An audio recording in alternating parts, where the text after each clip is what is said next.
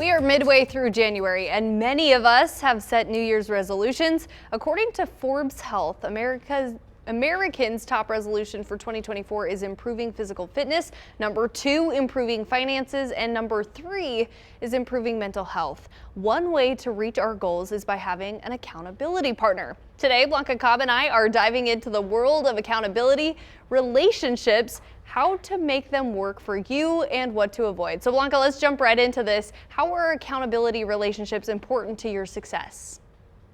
Accountability, having an accountability partner can be a game changer because you get support, you get motivation, problem solving, responsibility. When you have to check in with somebody, then you're like, oh yeah, I've got to get X, Y, or Z done. So it can really keep you on the ball. And then what's important to establish with an accountability partner? You want to make sure that you have clearly defined roles and expectations between you and your accountability partner. You want to make sure that there is good communication when you're going to check in with each other, what you're going to talk about during those check-ins, and make sure that your goals are aligned. Because if you have different goals, then it might be kind of hard to support one another if you have different ideas of how to get to accomplish your goal, for example. And what is a common mistake to avoid? When you're on the phone or when you're on a Zoom or in person and you see your accountability partner, when you make it about you, like for example, if they say, hey, I'm struggling with X, Y, or Z, what do you think? And you're like, oh yeah, I'm having the same problem. And I was kind of wondering what you were thinking. So that doesn't really help because you're sabotaging the time that you're really supposed to be listening and reflecting on what they're saying and giving them advice. So going back to what I said earlier, having clearly defined roles and expectations, this is where you're going to say, hey, we got 30 minutes on this call.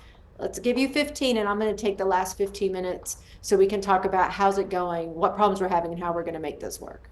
I like that. Okay, my last question for you, Blanca. According to the Forbes Health survey that we mentioned earlier, the average length of time a resolution usually lasts is just 3 months, and only 1% of people make it a full year. So what's a realistic time frame that we should shoot for?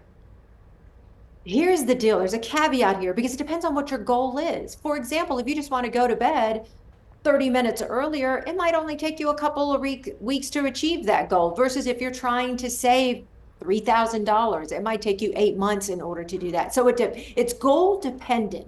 But this is what I will say is that you want to make it your goal. You want to make them small and achievable goals and timelines, because as soon as you have one level of success, it's motivating to continue to stay with it. And it's going to increase the likelihood that you're going to be able to achieve it. Now, going back to forming a habit, depending on what research study you look at, but anywhere from 21 days to 66 days. And some of this research is posted in the European Journal of Social Psychology that talks about how long someone will actually stick with something before it becomes part of their everyday repertoire.